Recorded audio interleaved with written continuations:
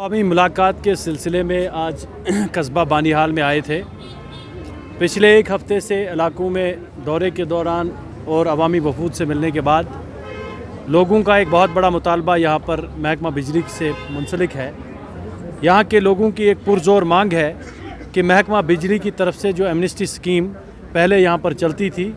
जिससे service charges और लोगों के जो बकाया जात थे उसका इंटरेस्ट माफ़ हो जाता था, लेकिन इस साल बदकिस्मती का मकाम है कि इस साल उस स्कीम को सरकार की तरफ से ज़मीनी सतह पर लागू नहीं किया गया, जिससे सार्फिन में काफ़ी तशवीश है और गम और गुस्सा है। हम आपकी वसादत से सरकार से गुजारिश करते हैं कि इस स्कीम को फिलफौर दोबारा लागू किया जाए। जो यहाँ के BPL तबके से जुड़े लोग हैं, जो यहाँ के गरीब लोग हैं, जो सार्फिन है, ताकि कम से कम उनको राहत की जो है सांस नसीब हो सके।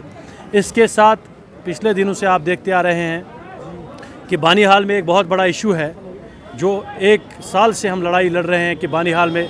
स्पोर्ट्स स्टेडियम का क़याम अमल में लाया जाए। उसके लिए मैंने अपने इलेक्शन मैनिफेस्टो के सीरियल नंबर 1 पर वो रखा था कि बानीहाल में स्पोर्ट्स स्टेडियम का क़याम जो है, अगर जहाँ पे भी उसकी बात करनी होगी तो इंशाल्लाह हम करेंगे। आज मैं यहाँ पर लोगों की तरफ से सरकार को हाथ जोड़ के गुजारिश करना चाहता हूँ कि बानीहाल स्पोर्ट्स स्टेडियम जो लांबर में है उसको डिमार्केशन हो चुकी है, पैसा आ चुका है, अलाटमेंट ठेकेदार को मिला है। हमारी यहाँ की ज़िला इंतज़ामिया से, सब डिविज़नल इंतज़ामिया से गुजारिश है कि हमारी मदद की जाए। गवर्नर साहब से हमारी विनती है कि हमें इस ज़िम्मन में मदद की जाए, क्योंकि हमारे पास एक ही ऐसा वसाइल यहाँ पर है, एक वसीला क्रिकेट शाहीकीन को, ख़ासकर जो बच्चे नशे की लत में डूबे हैं उनके लिए है कि हम उनको उस दलदल से बाहर निकाल के एक सेहत अफ़ज़ा ज़िंदगी की तरफ ले जाना चाहते हैं और स्टेडियम का क़याम यहाँ पर अमलाना चाहते हैं। लेकिन हमें पिछले दिनों से मुख्तलिफ़ ज़राइयों से ये मौसूल हो रहा है कि उस पर कहीं ना कहीं यात्रा का शेड बनाने का प्रोसेस शुरू किया जा रहा है। हम आपके इस चैनल की वसादत से सरकार को तो एक मुबारकबाद देंगे कि यहाँ के लोग अमन पसंद है और सेकुलर है। हम यहाँ पर वेलकम करते हैं। यात्रा का हमेशा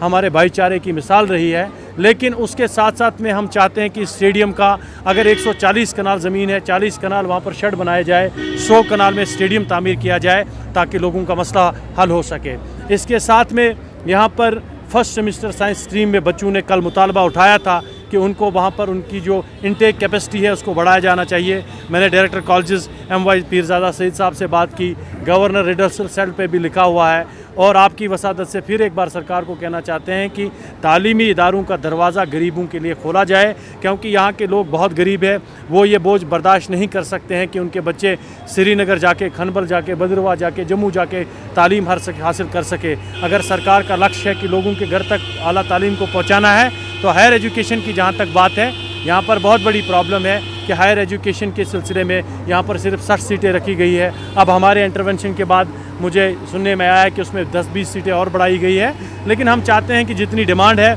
उतना वहाँ पर कंसिडरेशन होना चाहिए। और उसके साथ में